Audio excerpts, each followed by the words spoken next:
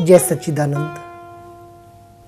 गुरुमुखों और प्रेमियों, हम नित्य प्रति गाते हैं सतगुरु की महिमा अनंत, केहि विधि गाई जाए, अगम अगोचर पार ब्रह्म संत रूप धर आई। हम कलयुग के कुटिल जीवों के लिए श्री सद्गुरु दाता दीनदयाल जी ने इस कली काल में संत रूप को धारण किया और हम जीवों का कल्याण करते जा रहे हैं। अपनी कृपामयी दृष्टि से, अपनी प्रेममयी पालना से हम जीवों को कृतार्थ करते जा रहे हैं। और रामनवमी के शुभ दिन महाप्रभु श्री दादा गुरुदेव जी का अवतरण दिवस है। हम सभी को ज्ञात है कि 5 अप्रैल 1846 को छपरा बिहार की परम पावन धरा पर महाप्रभु ने अवतार धारण किया था। परम पूज्य पिता श्री तुलसी राम जी पाठक के पावन कुल में। तो अभी जो रामनवमी का पावन पर्व है वो 21 अप्रैल को मनाया जाएगा। मैं आप सभी से हाथ जोड़कर निवेदन करूंगा, आप सभी अपने घर में उस दिन श्री सद्गुरु दाता दीनदयाल जी की विशेष आरती करें।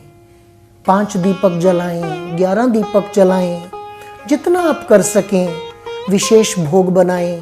विशेष रूप से श्री सद्गुरुदेव जी भगवान की आरती करें। संध्या के समय दीपक जलाकर अपने घर के बाहर उजियारा करें, दीपमाला करें और आस पड़ोस में हो सके तो मिठाई बांटें।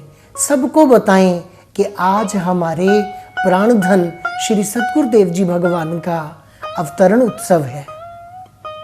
कितनी खुशी की बात है हम जीवों के लिए कि हम ऐसे सद्गुरुदेव जी भगवान के ऐसे परम पावन दरबार के सेवक हैं। मुझे श्री दादा गुरुदेव जी के समय की एक लीला याद आती है। एक बार की बात है कि एक साधक कुछ 12 वर्षों के बाद श्री दादा गुरुदेव श्री परमहंस दयाल जी को मिलने आए।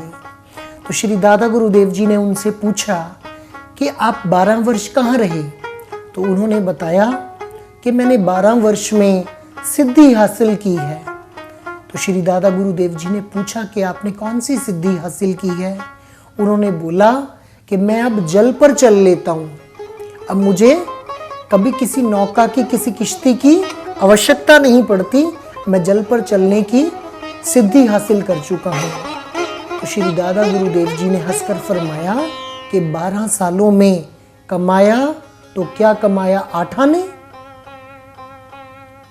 तो उसने पूछा कैसे। कहते 4 आने देकर नौका से नदी के उस पार जाया जा सकता है और 4 आने देकर नौका से नदी के इस पार आया जा सकता है। तो संतों की बात में बहुत राज होता है।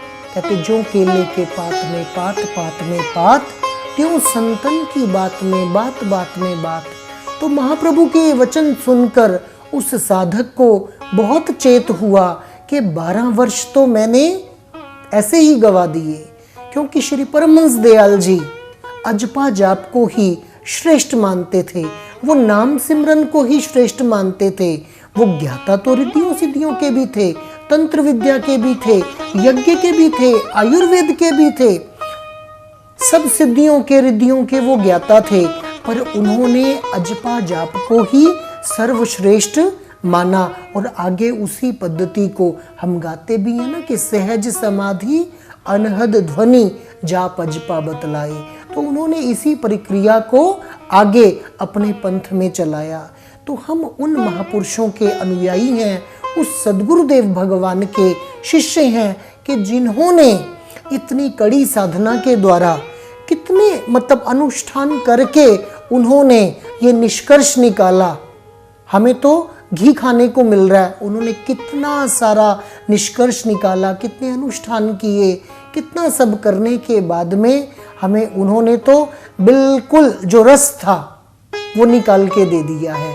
अभी हमें ये भी करने में दिक्कत आ रही है। कितना सहज मार्ग, बोलते ना सहज योग, सहज योग हमें हमारे श्री परमहंसों ने प्रदान किया है।